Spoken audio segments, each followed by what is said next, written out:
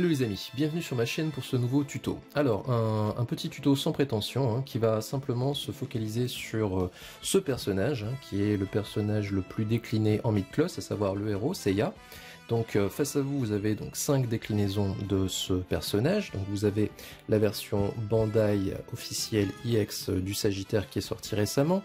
Vous avez juste derrière la version V4 God Cloth de chez Great Toys, qui est sortie déjà il y a un petit moment. Vous avez devant la version V2 de chez Bandai. Vous avez juste à côté la version V1 de chez Great Toys. Et enfin, ici, la version V3 de chez Great Toys également. Alors, 5 déclinaisons d'armure différentes et aussi 5 déclinaisons de visages différents. Donc, c'est en partant de ce constat que je me suis dit que ça pourrait être intéressant de voir quels sont les visages les plus réussis parmi ces 5-là, pour éventuellement customiser ceux dont les visages ne vous plaisent pas. Alors, au niveau de ce tuto, on va procéder finalement en 2 temps. D'abord la partie physique qui est face à vous, et puis la partie qui va être plus numérique. On va se retrouver dans un instant sur mon ordinateur. J'ai pris donc ça c'est pour l'explication de la méthodologie que j'ai appliquée. J'ai pris des photos en gros plan de tous ces visages, à la fois non casqués et casqués, que je vais comparer au Setei, donc c'est-à-dire finalement à la représentation originale de ce que devrait être Seiya, en tout cas vis-à-vis de ses auteurs. Et puis, en fonction de certains critères, eh bien, à la fin, on essaiera de donner une conclusion sur quels sont les visages qui sont a priori les plus similaires à la représentation originale. Donc voilà pour cette introduction, on se retrouve dans un instant sur le PC. A tout de suite. Alors, on est maintenant face au PC. Quelques mots d'abord sur la méthode que je vais utiliser.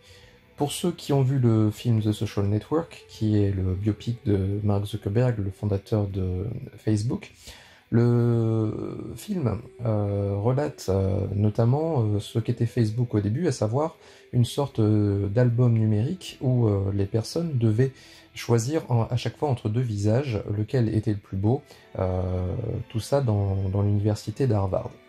Alors ici c'est ce que je vais faire et à chaque fois je vais le comparer au Setei que je vais mettre à droite. Je vais incruster également ici à gauche la vidéo du visage sur lequel je me focalise. Alors là je vais d'abord me focaliser donc sur ces 2 visages, à savoir celui-ci donc qui est le visage de du Sagittaire version Bandai, et celui-ci qui est le visage de la V2 version Bandai, donc Bandai face à Bandai en somme.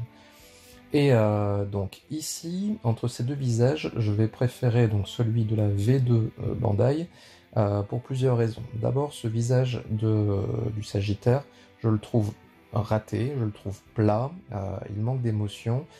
Il me fait un peu penser à celui de Seiya version Revival que j'avais présenté également sur la chaîne, où j'avais déjà noté cela, à savoir que ce visage était ressemblant mais qu'il avait un aspect plastique et très plat. Alors, donc c'est ce qu'on retrouve exactement sur ce visage-là, et pour moi c'est vraiment une honte de Bandai de nous avoir fourni un visage pareil sur le Sagittaire Seiya qui nous ont sorti, puisque d'abord c'est une figurine récente. Ensuite, une des motivations que pouvaient avoir certaines personnes d'acquérir cette figurine, c'était d'avoir une multitude de visages de Seiya qui soient dignes de ce nom, puisque dans la version du Sagittaire, on n'en avait qu'un seul. Et ici, c'est complètement raté. Ce visage donc est plat, il a un aspect plastique. Cette platitude, on la retrouve notamment au niveau des lèvres, au niveau du menton et au niveau du nez. Sans compter le grain de peau, encore une fois, on a vraiment une sensation au toucher qui n'est pas naturelle. Donc pour le coup, ce visage-là, je vais donc l'éliminer. Donc ensuite, face à ce visage V2, je vais lui opposer le visage de la V1. Alors, V1 de chez Great Toys. Et donc, entre les deux, eh bien, je vais choisir celui de Great Toys. Alors, ce que je reproche au visage de la V2 Bandai, eh bien, c'est d'abord la forme des yeux. On voit des yeux ici qui sont à mon avis trop arrondis, notamment sur le bas. Et puis ce double sourcil qui, à mon avis, est un peu trop exagéré. par rapport à ce que devrait être le visage. Également une bouche qui est un peu petite et à mon avis un peu trop boudeuse à mon goût. Donc entre ces deux visages, je vais garder celui de la Great Toys V1. Je vais maintenant lui opposer le visage de la V3 Great Toys. Alors, entre ces deux visages, je vais garder celui de la V3 Great Toys.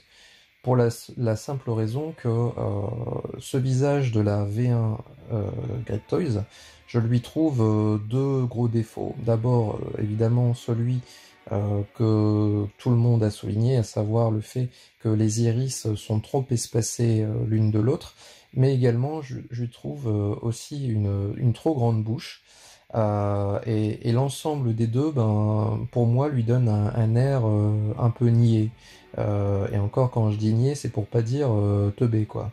C'est un effet qui ne correspond pas vraiment au personnage tel qu'on le connaît. Donc, entre les deux, pour moi, il n'y a absolument pas photo. Le V3 Great Toys l'emporte aisément. Et enfin, donc, le dernier candidat va être donc le visage V4 de chez Great Toys, donc en fait Great Toys face à Great Toys. Et entre ces deux visages, eh bien, je vais garder celui de la V4 Great Toys. Alors, pour expliquer mon choix, ben, c'est assez simple finalement. Il est basé donc sur deux critères. D'abord, le haut du visage est presque identique. Vous voyez que au niveau de la forme des yeux, eh bien, on a quasiment la même chose. En tout cas, la forme des yeux en eux-mêmes est la même. Maintenant, au niveau des sourcils, je trouve que c'est plus naturel chez la V4. Vous voyez notamment cette partie-là, je vais zoomer un peu, cette partie-là qui fait vraiment vrai sourcil, là où ici on a vraiment un peu plus de la figurine, quoi. Deuxième élément qui me fait pencher la balance vers la V4, eh bien c'est sur le bas du visage.